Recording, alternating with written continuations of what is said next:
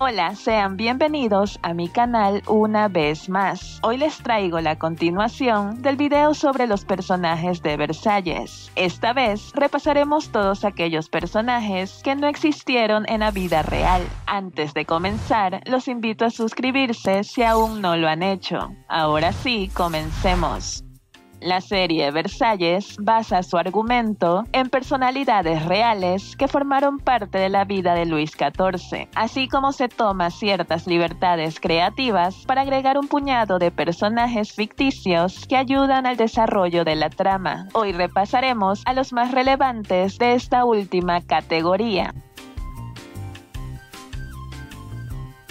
Claudine Mason era hija del médico personal de Luis XIV. Ella era una mujer curiosa y con vocación por la medicina. Incluso superaba a su padre en cuanto a conocimiento e innovación. Pero el ser mujer era su mayor desventaja, ya que en esa época las mujeres no ejercían la medicina. Aquel era un campo exclusivo para hombres, y su personaje es la representación de una mujer adelantada a su época. Históricamente, no existió algo parecido a una doctora personal para el rey.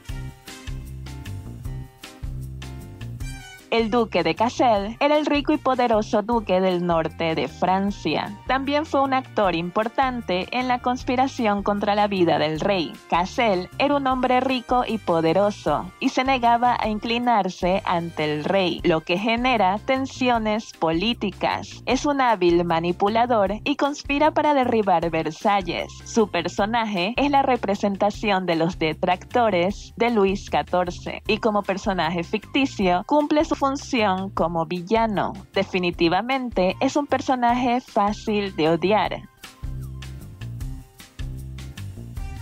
La joven e inocente Sophie de Clermont fue la dama de honor de las dos esposas de Felipe de Orleans. Su madre, Beatriz, la alienta a conseguir el favor del rey para mantener su estatus de noble en la corte francesa. Sophie representa en cada temporada un perfil histórico diferente. En la primera, actúa como una joven que desea el favor del rey, a la vez que le sirve de informante al caballero de Lorena sobre las esposas de Messier, pues él es quien consigue, de cierta forma, que Sophie sea la dama de honor de ambas duquesas de Orleans. En ambos casos, eran situaciones reales. En la segunda temporada, se convierte en una informante para el jefe de policía de Luis XIV, Fabian Marshall, cumpliendo la función de ser sus ojos y oídos en la corte para beneficio del rey. Los chivatos en la época de Luis nunca faltaron. En la tercera, Sophie se convierte en informante de un rival de Luis, el emperador Leopoldo, gobernante del Sacro Imperio Romano Germánico, lo que la hace una espía a favor de un gobierno extranjero. Nada nuevo bajo el sol de aquella época. Si bien Sophie es un personaje 100% ficticio,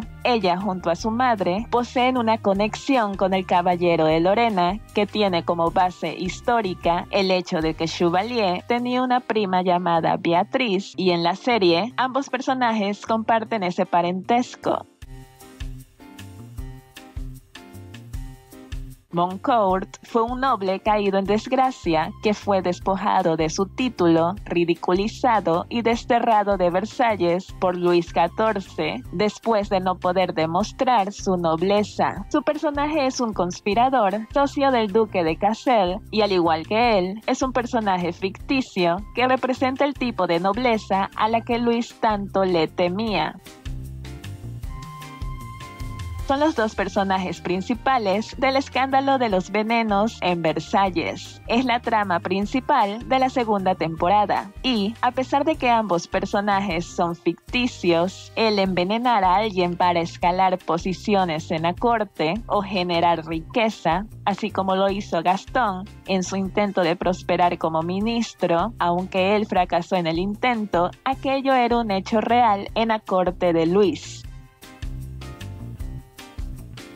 Thomas Beaumont fue un notable dramaturgo contratado por Luis XIV y encargado de hacer una crónica y registrar la historia de Versalles. También fue un espía que trabajaba para Guillermo de Orange, luego de que Rohan fue capturado y condenado. Históricamente, no existió un dramaturgo espía que iba por ahí chantajeando y seduciendo gente por órdenes de algún rival de Luis XIV. Este personaje es 100% ficticio, pero gracias a él, la segunda temporada fue muy intensa. Cuando a trama Monchaví nos referimos. Gracias a Tomás, presenciamos la habilidad del Caballero de Lorena con un arma. Fue lo más cercano que vimos sobre este personaje en su faceta como soldado habilidoso hasta ese momento. Luego hubo una pincelada en la tercera temporada del caballero siendo un poco más valiente que en la primera, pero eso queda para otro video. ¿Y qué opinan sobre estos personajes? ¿Disfrutaron de alguno de